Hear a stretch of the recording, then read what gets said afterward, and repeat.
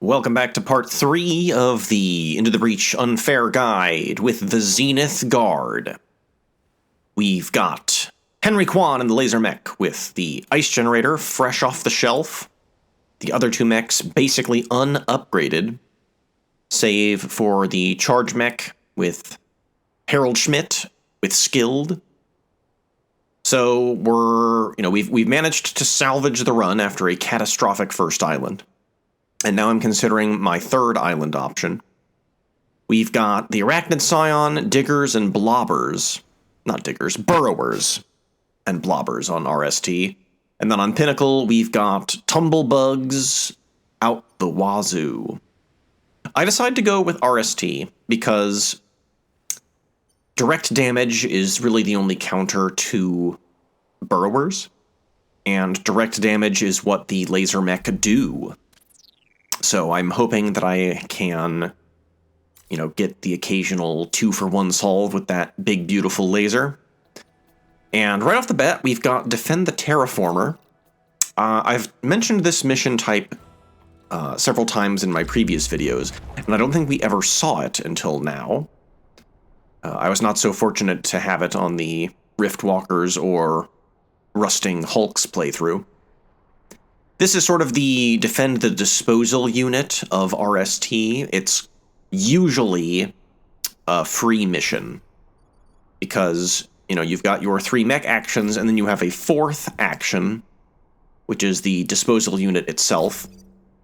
And it does a big 6-tile instant death attack. You just have to be certain that you do it in each of the cardinal directions. So you don't have quite the same range and flexibility as the disposal unit, but it is still usually a very easy mission type, as I will showcase here. It's a good one to pick on Unfair. Also, as I mentioned in a previous video, the Burrowers have this weird tendency to go next to each other. I wonder if it's a defense mechanism, because they cannot be force moved. But it doesn't matter. To the laser mech, I can hit both of them with my laser. So Harold can push that gastropod into the eastern quadrant of the terraformer. I'm just debating whether to move Harold there first or not, and it really doesn't make a difference, because he's going to push with his self-repair. So why not get some actual use out of said repair? The terraformer now can delete the problems, and the defense mech can do a self-damaging pull to destroy the blobber bomb, and we don't have to worry about any more blobbers on this mission. Always good. And then the burrowers are very polite and line themselves up to get destroyed. Love to see it. We just gotta get Harold out of the way.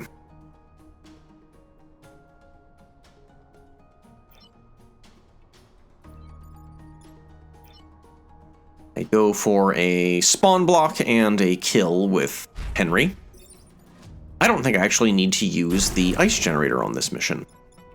So all those cores invested are a little bit of a waste, but it's okay. We will see it used plenty of times throughout the rest of this run.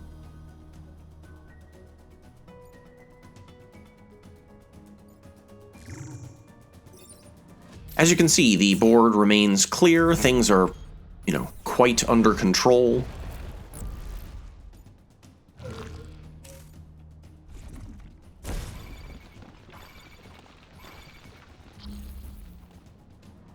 We've killed so many Vec that the game desperately wants to start spawning in more boys. And I say no. No more boys.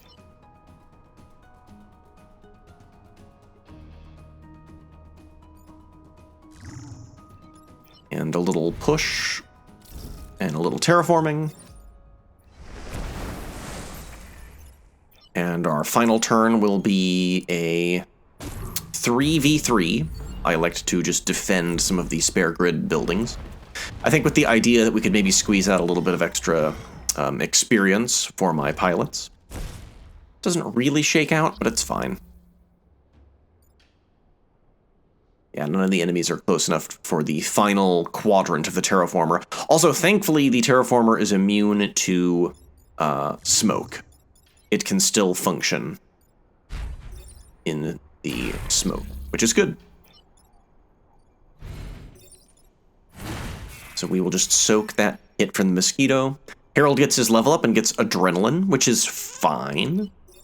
Harold doesn't really get a lot of kills in this current setup, so adrenaline won't be getting that much value, but it's, you know, it's fine. We take that. It's better than, you know, +3 grid defense or popular hero. This is a rare instance where I would be probably, even if I got popular hero on Harold, I would maybe keep him. He's that useful.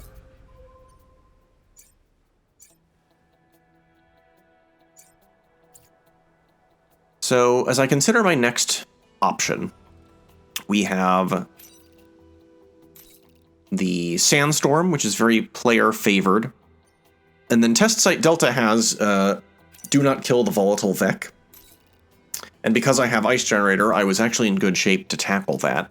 Instead, I make a kind of bad decision. I'm like, oh, I've got Ice Generator. Let's defend the train. It'll be easy. We can just freeze the train. That's what I thought. That's what I thought. And I was a silly goose. As you'll see, I make several critical misplays here. And if I would have just had the patience to maybe do some other missions first, I maybe could have gotten my first time pod, and I maybe could have fully upgraded the Ice Generator. Because fully upgraded, I think that this would have been a walk in the park.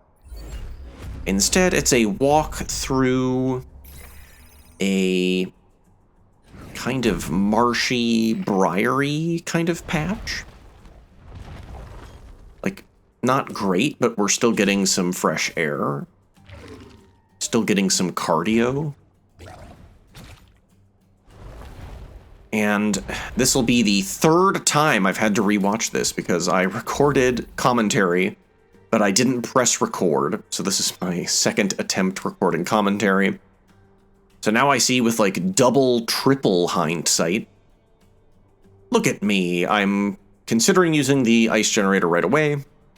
And that's a silly thing to do, because the train will just crash into the frozen gastropod. See, this is the misplay. I should have moved Henry through the burrower and through the blobber, and then had him shoot his laser. He could have just killed the blobber. Past self, it's right there. Why can't I go back in time? Instead, I push the gastropod and the blobber.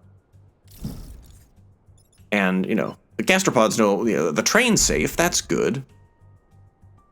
And I can destroy the blobber bomb, I can get those burrowers out of the way, that's good. But it could have been better.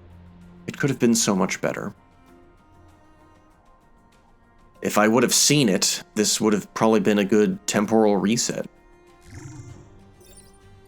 Also, I think I could have maneuvered behind the Firefly to shield both the buildings instead of just one. Oh, boy. So we're on to the next turn, and this is where things get goofy. Because I've got lots of problems here. The burrowers are threatening the grid. Both of the gastropods are threatening the train. So if I freeze the train, it will still get damaged. Assuming that I can't get both of the gastropods either blocked or out of the way. And I spend several minutes here experimenting with my positioning, experimenting with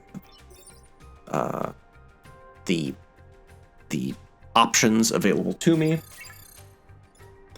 And spoiler, I could not see an elegant solution to this turn.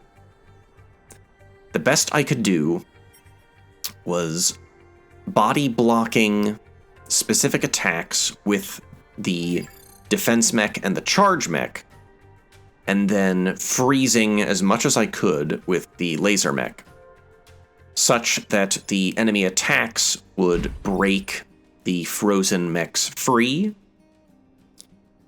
And then the best I could figure out was partially shielding the grid, because that one burrower I can't freeze. So I will be losing I think 1 grid health this turn. And it takes me several minutes here to try and figure this out, so I'm going to fast forward to when I finally have my best solution that I could think of. If you can think of a better solution, please post it in the comments of the video. Like and subscribe. I will be your Into the Breach best friend. Okay, so here we go. We're shielding the building. We've got our sacrificial lambs in position. We've got just 1 turn after this, and I'm hoping, against hope, that I will be able to weather the storm. But the laser mech is going to be frozen, so I will be functionally at a 2v4.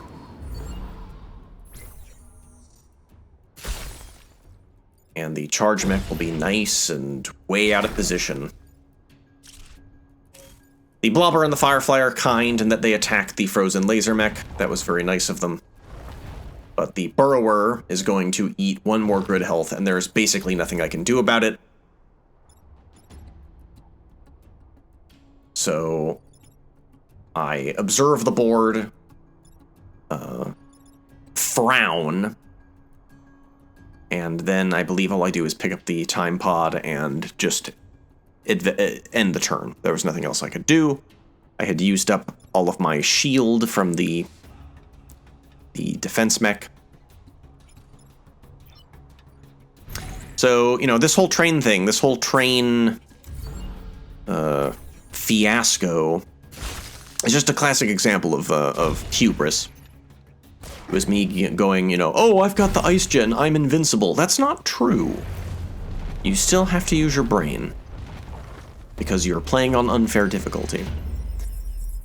With that said, a lot of my best runs, some of my 40k runs were, runs where I did have the ice generator. But considering we had scuppered our perfect 40k on the first mission of the first island, my brain is not firing at peak efficiency on all cylinders. So I've got the Earth Mover, defend the Earth Mover with a bonus power core, and I didn't really like the look of that map. And I needed to start getting my grid health repaired. So Test Site Delta and Dead Bird Field were looking like the best options to finish off the island. I invest that new core and get the ice generator fully upgraded, as it really should have been going into the train mission. Then I believe I'm going to go for do not kill the volatile Vec. Volatile? Volatile? Volatile? I'm originally from Ohio, so I've got what they call an Ohio accent. Nasally A sounds.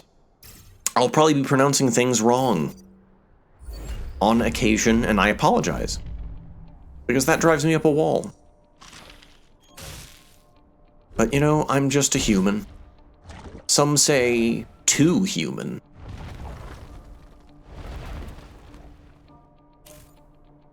So this mission, can be annoying, but we've got the ice generator. We can freeze the volatile Vec, and then we don't have to worry about it anymore.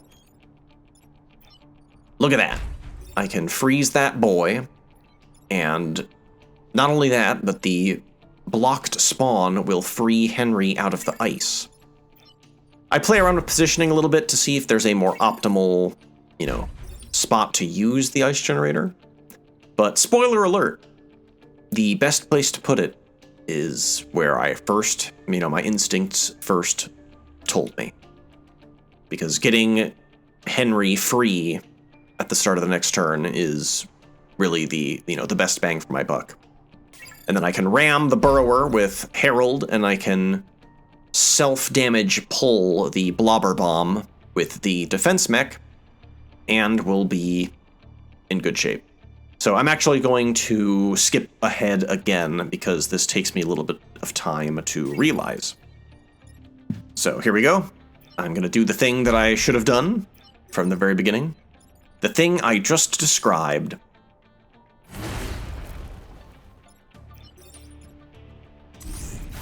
Everything is protected. We've just got a Burrower and a Blobber to deal with on this turn. Both are irritating adversaries.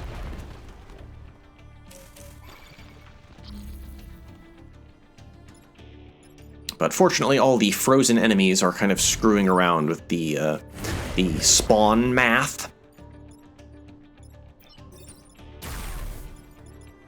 So we can block that spawn with the defense mech, and again, we can keep ourselves at a nice action advantage, a 2v3.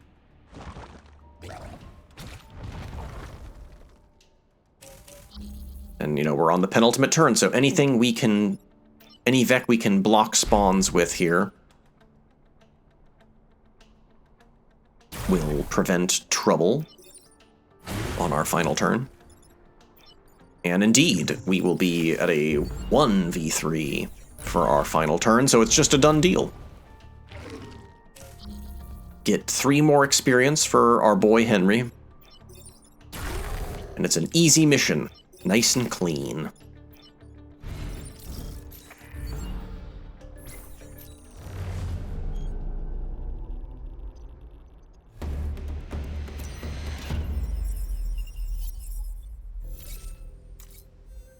So that just leaves our final mission before the boss fight. And, I'm looking at the options available, but this is just, too good to pass up. The Sandstorm is another very player-sided mission type. It's almost always, again, a gimme, a borderline free mission.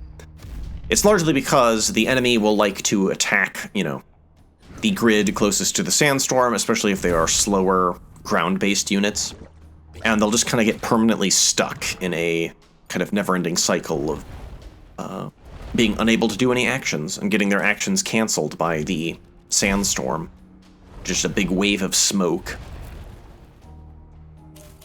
See, look at that. We've got a Burrower and a Blobber Bomb we don't have to worry about, freeing up our actions to take care of other problems. And action advantage is king in unfair difficulty. If there's one lesson you can take away from these videos, it's that any actions you don't have to worry about just helps you win. Whether that's baiting attacks or getting enemies stuck in advantageous environmental effects.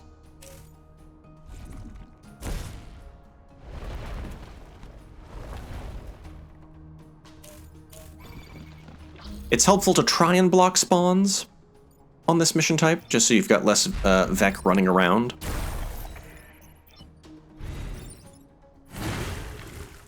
But we're in pretty good shape, all things considered.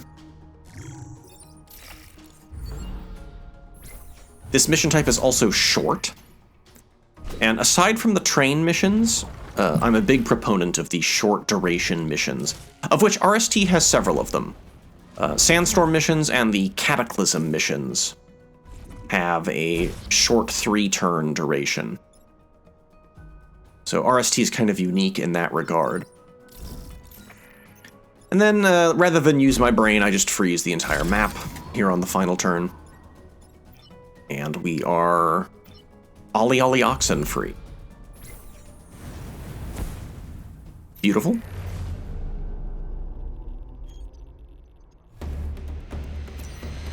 So our final test, we've maxed out the grid. We finally have positive grid defense on this run. It only took us 3 islands. And now we've got the Firefly Leader to deal with. Oh yeah, we got the Fire Beam. It's a nebulously useful science class weapon. I rarely mess around with it. And I stick 1 more core into the laser mech because Henry's passive, is so useful. He can move through enemies. And that's just, even more useful the faster you can get him. Henry is basically a flying mech, but he cannot act in liquid tiles, and he still dies in bottomless pits. But otherwise, that's how you can kind of think of Henry's special ability. Very useful. I think it's often slept on. The fact that he doesn't take a power core means he's often more useful than Prospero.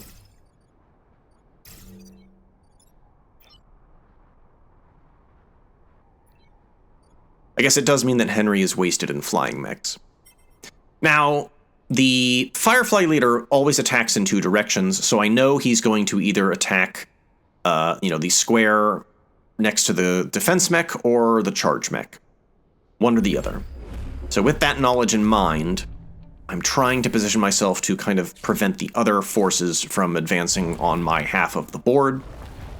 The downside is the Burrower is going to be tempted to attack as much as it can, so the corporate tower is now under threat. We've got lots of problems. We've got functionally 5 threats to the grid. And with that many problems to solve, that calls for a very specific set of skills. I look at just getting some big damage out of the gate, but that doesn't really solve a lot of problems. It only gets rid of the Burrower, and the Blobber Bomb is still threatening the corporate tower. So this calls for one thing. That thing is the ice generator. Now, this being the first turn, it's a very important turn. I have to consider everything very carefully. I'm not rushing myself. But this is like the 3rd or 4th time I've watched this footage. So I am going to rush myself now. Because I can just tell you that I observed this map for a long time. And my best solution was positioning myself there. I could freeze all of the enemies, solve all of my problems, and I could use Henry to kill the Arachnid Scion, so any subsequent enemy deaths will not create spiderlings. And then I elect to block the spawn with the defense mech, and the defense mech will get frozen, but it will be freed by the spawn block, and I will have no enemies to deal with on the next turn. So I will have time to free the laser mech and the charge mech and be prepared to handle the rest of the mission. But this will only give me 2 turns to hopefully kill the Firefly Leader and preserve my perfect island reward. So I'm going to... Oh, I don't have to. Good. We just do it. Do it. And we got my nice explanation of my thought process. Come on, man, pull the trigger! There we go. So this will be a pretty uneventful turn. But the game is unhappy that all of its boys are frozen. So on the next turn, we will be at a 3v3, because I can keep that spawn blocked, or a spawn blocked. And also, my reasoning was that with so much of the map frozen, the new enemies would be busy, wasting time attacking frozen things. So I'm hoping, my gambit is that this will buy me precious time to kill the Firefly Leader.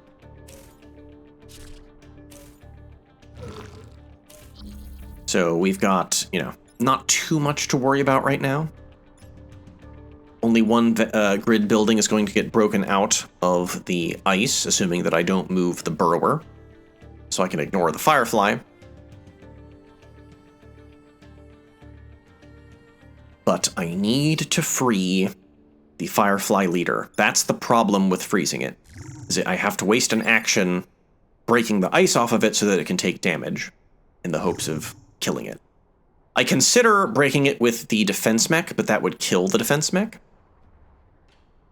So the better play is to use the charge mech to do so. There we go.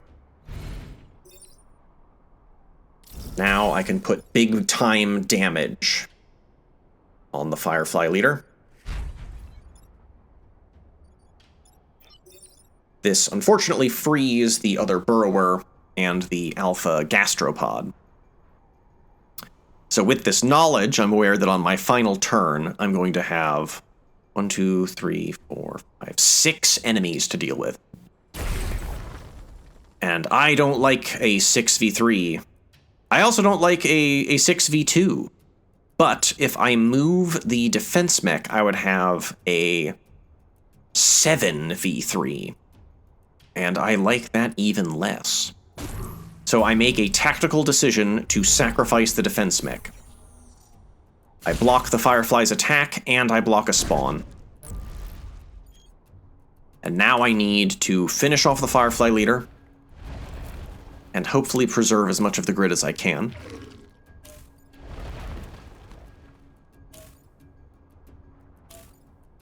So we are pretty lucky, all things considered.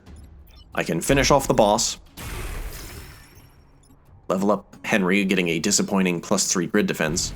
I can defend the, 3 grid buildings up there, but I have to give up 2 grid health to the irritating gastropod onslaught. But, we're down 2 grid health, but we do have a perfect island. I'm taking that W. It's a shame we got +3 grid defense. Now, we get to the Heat Converter and Rosy Rivets as our island reward. Heat Converter is a good ability, it's a good item, but it is, basically inferior to the Ice Generator in almost every way. So I don't take it, I pick Rosy, because I need a pilot for the defense mech. And Rosy unlocks weird necromancy strategies, because she can heal on a move, and she can also bring dead mechs back to life, which is a very interesting ability. So I sell the Fire Beam because I just was not using it, nor did I plan on using it. And the other items available to me are all ranged class weapons and the shield tank. I did consider getting the shield tank. I considered maybe replacing the shield projector with it. But then I decided against it. I'm trying to showcase the Zenith Guard's capabilities, so why not invest in the defense mech and we can showcase what a, upgraded defense mech is capable of doing, under its own power. I just buy 3 cores, and I'm going to invest said cores into the defense mech with Rosy. And it's also nice that Rosy has the +2 HP. It's not as good as skilled, but it does make the defense mech more survivable. It lets it body block, a single attack from an alpha, say, and still survive.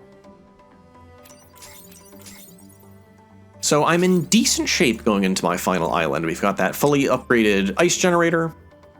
Again, Herald and the Charge Mech with Skilled is just real rock solid for general utility.